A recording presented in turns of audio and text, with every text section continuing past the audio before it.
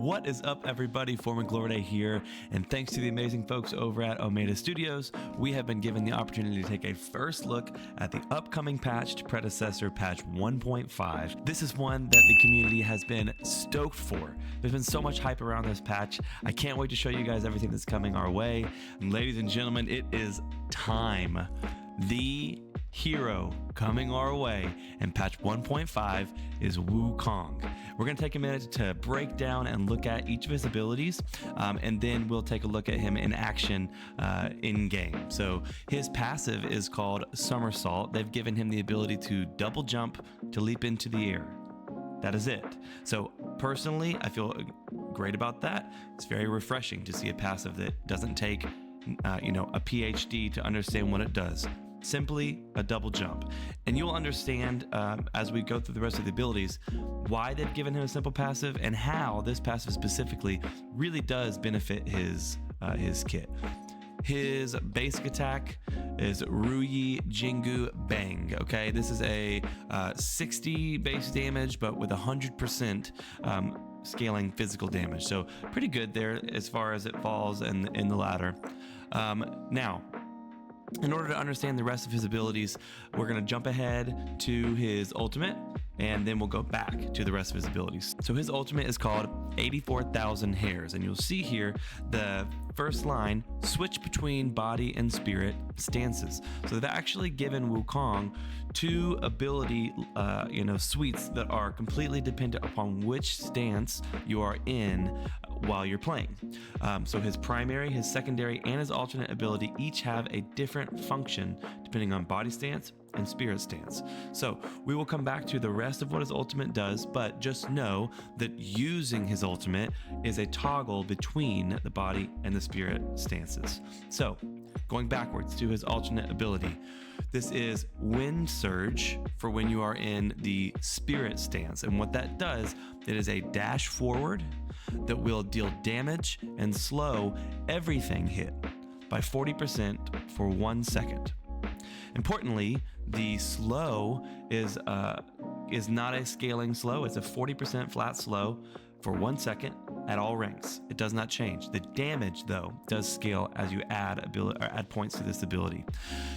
When you are in the body stance, his alternate ability is going to be called Force Push. Wukong enlarges his staff, sending it forward, dealing 60 to 210 scaling damage plus 90% physical damage, slowing for 30% for 0.75 seconds, and that is a flat slow at all ranks, and forcing away all enemies and clones. The clones will make sense when we read the rest of the ultimate description.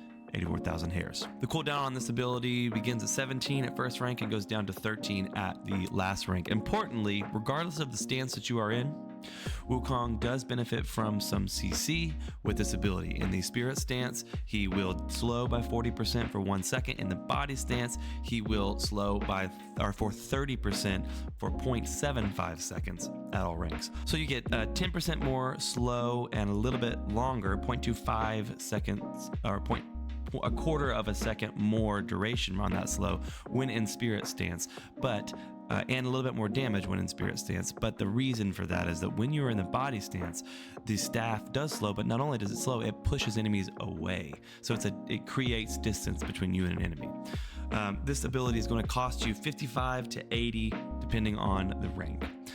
The primary ability when you are in the spirit stance is called Cloud Walker. Wukong gains 15% movement speed and creates a trail of cloud walkable by allies for 4 seconds. I'm thinking about creating a walkway over the Fangtooth wall or over the Orb Prime walls, that basically gives your whole entire team a new path into these critical objectives. Really cool layered strategy and opportunity with this Cloud Walker ability. When you are in the body stance, instead of Cloud Walker, you will have Pole Vault. Wukong leaps in the current movement direction, so whichever area he's moving in. Important because it does not say where he's looking, it's where he's moving, right? So he will gain 30 to 55 scaling attack speed for 4 seconds, flat 4 seconds at all ranks. So you have a leap, you jump in a direction, and when you land, you've got additional attack speed, 30 to 55%. So a pretty big boost at the max rank there. Cooldown for both abilities is going to be 14 to 12, and it's going to cost a flat 40 at all ranks. His next ability, his secondary ability, when in the spirit stance, is called Cycle Breaker. Wukong spins his staff around himself, destroying projectiles and gaining 40% damage reduction for the duration. Afterwards, he throws the staff forward, dealing 75% magic damage and stunning for 1 second. So with this ability, he's going to destroy projectiles, which is amazing. We have another hero now who has the ability to completely mitigate projectiles, which is controversial depending on, you have some heroes in this game that their ultimate is a projectile, and he has the ability to destroy it. Yin has the ability to stop it in its track. I think it's an amazing thing because it takes skill. You can't just do it super easily. And I think you are rewarded for high skill, and that's always a good thing when games are rewarding skill expression. But let's take a deeper dive here. So you're going to gain 40% damage reduction for the duration. So while he's spinning, you're mitigating damage. 40% damage, that is not a small number. And then after, he throws his staff, dealing a little bit of magic damage, and stunning for 1 second. So we've got other abilities that are providing slows, we've got abilities providing attack speed. Now we have an ability stunning for 1 second, so hard CC. When in the body stance, this is an ability called High Impact. Wukong enlarges his staff and slams down to the ground, dealing 80 to 255 scaling, plus 125% physical damage. This damage is increased. This is where I was saying that passive somersault with that double jump is going to come into play. The damage is increased by drop distance up to 1,500 units. So if you use your somersault, get that double jump in while in body stance, and then trigger high impact, you're going to do significantly more damage from distance, right? So interacting abilities within his kit, which I personally, again, love because it's really going to be a hero that's excelling at skill expression. So it's not going to be a hero that everyone can just jump on and everyone can do well immediately. He is someone that's going to require excellence, execution, and clear preparation, which is always a good thing in a MOBA because you want that division of skill and hero expression. I think this is going to be an amazing time to see what people can do with this hero. Cooldown on this ability, 20 to 15 seconds, and the cost goes from 65 to 90 depending on rank. The final thing we're going to take a look at here is the rest of his ultimate ability. We read earlier that this allows you to switch between your body and your spirit stance, which is going to determine which ability you are casting when pressing your primary, secondary, and alternate abilities. But it itself has an ability in it as well. So upon damaging enemies 5 times, so 5 instances of damage, basic attacks, abilities, whatever, right? A hare leaps from Wukong and lands, spawning a clone. So every 5 instances of damage, you spawn a clone. Clones deal plus 20 to 25% physical damage per hit and have 20% of the health that Wukong has. Wukong may have up to 2, 3, 4, or 5 clones at one time. So each clone just requires 5 instances of damage to spawn. When he leaves combat, it will reset the counter and the clones will go. The cooldown is a 0.1 second and costs you nothing. You just have to land those instances of damage. So those are his abilities. I think that he's an extremely high skill expression, a high difficulty hero, and we're going to see some amazing strategy and some amazing execution as people begin to work with him and learn the way that he ticks. It's going to be fantastic. But we have one more thing to look at, and then I'll show you guys what his abilities look like in game. And that one more thing is the Shadow Ops Wukong skin. Guys, this epic skin is unreal. The staff by itself is just fantastic. The sound engineering that's there, it's amazing. The color is fantastic. The way they've made his tail into like a machine rather than a monkey. This is just the intricacy to detail. The fact that his head shape still looks like that of a monkey and they didn't lose that structure and just look just like a humanoid blob. It's amazing. The mannerisms are all still there. I love the gold color that's accented here, but also in terms of the lights. It's a great skin. I'm definitely picking this up, and I can't wait to use it in game. And we're going to take a look at what it looks like when he's using those abilities as well. Okay, so everybody, we are now in game, taking a look at the way Wukong works. A couple things I want to point out really quickly before I show you what his abilities look like on the HUD, because it's very useful. You see, like every other hero, you have your 5 main abilities. You have your Q, your E, your R, your left mouse, and your right mouse with your blink right next to it. To the left of that, you've got an icon to indicate to you it's a cooldown tracker for the abilities in the other stance. So you've got, in order from left to right, you've got your Q, your E, and your right mouse.